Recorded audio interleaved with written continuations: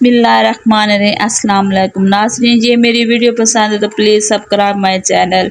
वाक़े करबला के दौरान जब हज़रत इमाम हुसैन ने अपने साथियों के हमरा मक्का से कूफा की तरफ हिजरत की तो उनके साथ अहले खाना की कुछ बीबियां भी शामिल थीं। ये बीबियां सफ़र में आपके साथ रहीं और करबला की ज़मीन पर उन्होंने हज़रत इमाम हुसैन का साथ दिया। 9 मुहर्रमुल हराम को हज़रत इमाम हुसैन ने 6 बीबियों को हुक्म दिया कि आप करबला की ज़मीन को छोड़कर हिंदुस्तान की तरफ हिजरत कर जाओ। बीबियों ने अर्ज़ किया, हम आपको ऐसे हालात में कैसे छोड़कर जा सकती हैं? हज़रत इमाम हुसैन ने फरमाया, मैं मजबूर हूँ क्योंकि ये हुक्म मुझे हज़रत अली मुर्तज़ा की तरफ से मौसूल हुआ है। बेहतर है कि आप लोग करबला से हिजरत करके हिंदुस्तान की तरफ चले जाएं। हिंदुस्तान की तरफ आने वाली ये बीबियाँ कौन थीं? उन्होंने करबला से लाहौर तक किस तरह हिजरत की और उनके साथ क्या वाक़यात पेश है। नाजरीन, आज हम वीडियो में हिजरत करने वाली इन 6 बीबियों का जिक्र करेंगे। खतून जन्नत हज़रत फातिमा ज़हरा के वसाल के बाद हज़रत अली अलैहिस्सलाम ने एक शादी उम्मुल बनीन से की। उनके बतन से 4 बेटे अब्बास, अलमदार, जाफर, अब्दुल्ला और उस्मान पैदा हुए, जबकि एक बेटी हज़रत रुकैया पैदा हुई जिनका मज़ार लाहौर में बीबी पाक दामन के नाम से मशहूर है। आप हज़रत अली की बेटी और हज़रत मुस्लिम बिन अकील की जोजा हैं। आपके साथ हज़रत अकील इब्ने अबी तालिब की 5 बेटियां भी साथ थीं जो आपके साथ ही मदफून हैं। इन 5 बेटियों के नाम उम्मे हानी, उम्मे नुमान, अस्मा, रुमाना और ज़ैनब शामिल हैं।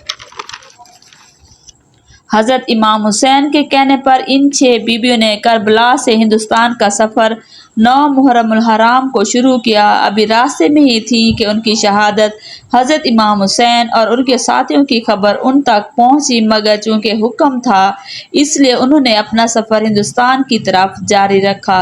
लाहौर में आज जहाँ हज़रत पाक बीबी दामन का रोज़ है, वहाँ इस वक्त रेत का सिर्फ एक टीला था जिसके आसपास जंगल था और ये जंगल दरिया रावी के किनारों तक फैला हुआ था।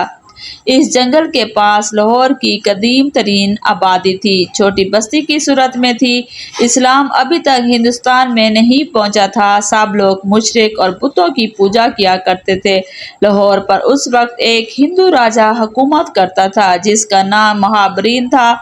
उसका एक बेटा था जिसका नाम कंवर बकरमा था। जब ये 6 बीबियां लाहौर की सरजमीन में दाखिल हुईं तो यहाँ पर मौजूद तमाम बुत और मूर्तियां अपनी जगह से गिर पड़े और आग की पूजा करने वालों की आग ठंडी होगी। शहर में आमद के साथ इन बीबियों की रूहानियत का ये आलम था कि हर तरफ लर्जा तारी हो गया। जब लोगों ने अपने मंदिरों के हालात देखे तो शहर में कोहराम सा बर्पा हो गया। राजा ने अपने तमाम वजीरों मशीरों को इकट्ठा किया और कहा कि इस वाक़े की तहकीकात की जाए कि कुछ परदेसी आए हैं, उनके आने के बाद ऐसा हो गया है। चुनांचे बादशाह ने अपने वजीरों और सिपाहियों के साथ अपने बेटे को भी भेजा और हुक्म दिया इन परदेसियों को दरबार में लाकर पेश किया जाए। जब सिपाही इनको पकड़ने गए तो उन्होंने देखा कि वहां पर कुछ औरतें हैं जो कि चादरों से अपने मुंह को छुपाए हुए हैं। बीबियों में से एक ने राजा के बेटे से बात की और हम लोग खुदा के बंदे हैं और उसके रसूल की आल से ताल्लुक़ रखते हैं। करबला में हमारी जंग हुई थी और हम बेवतन होकर हिजरत करके यहाँ पर आए हैं। हमारा इरादा किसी को सताने का नहीं है, बल्कि हम तो सिर्फ पनाह के इरादे से यहाँ पर आए हैं। अगर तुम लोगों को यहाँ मंजूर नहीं तो हम यहाँ से चले जाते हैं। बादशाह का बेटा इन तमाम बातों से काफ़ी मुतासिर हुआ, मगर वो बादशाह के हुक्म के आगे मजबूर था। उसने कहा, बादशाह ने आपको दरबार में बुलवाया है, अगर आप खुद नहीं जाएंगी तो आपको ज़बरदस्ती ले जाया जाएगा। हज़रत रुकैया ने फिर से वही हुक्म सुना तो आप गुस्सा हो गईं। बीबी रुकैया ने गुस्से भरी निगाह से राजकुमार को देखा, जिसकी ताब ना लाकर वो वहीं पर बेहोश होकर गिर पड़ा। होश आया तो बहुत रोया और हज़रत बीबी रुकैया अलैहिस्सलाम के कदमों में आकर माफ़ी मांगने लगा। इस सारे वाक़े की वजह से जब बादशाह तक पहुंची तो वो काफ़ी गज़बनाक हुआ। उसके हुक्म से हिंदुओं ने इन बीबियों के खिलाफ मुहिम चलाना शुरू कर दी। ان کو ہر طرح سے تنگ کرنے لگے۔ بیویاں تنگ آ کر بارگاہ الہی میں دعا کی، اے خدا تو ہمارا پردہ رکھ لے اور ہمیں ان لوگوں سے بچا لے۔ پھر اس سے پہلے کہ بادشاہ کے سپاہی اور دوسرے ہندو آ کر ان بیویوں کو گرفتار کرتے، زمین پھٹ گئی اور وہ پاک دامن بیویاں زمین میں سما گئیں۔ ان کی قبروں کی نشاندہی کے طور پر اللہ تعالیٰ کے حکم سے ان کی چادروں کے کونے زمین سے باہر رہ گئے۔ بادشاہ کے بیٹے نے جب یہ سارا منظر دیکھا تو وہ مسلمان ہو گیا۔ ان بیویوں کی قبریں بنا کر ان کی دیکھ بھال کا کام سر انجام دینے لگا۔ راجکمار کا اسلامی نام عبداللہ رکھا گیا، جو کہ بعد میں بابا خاکی کے نام سے مشہور ہو گیا۔ بابا خاکی کا وصال سن 101 ہجری میں ہوا اور ان کا مقبرہ بھی اسی مزار کے اندر میں موجود ہے۔ برصغیر میں ہندو بادشاہوں کے بعد مسلمانوں کی حکومت آ گئی اور یوں کئی سال گزرنے کے بعد حکومتیں مسلسل بدلتی رہیں۔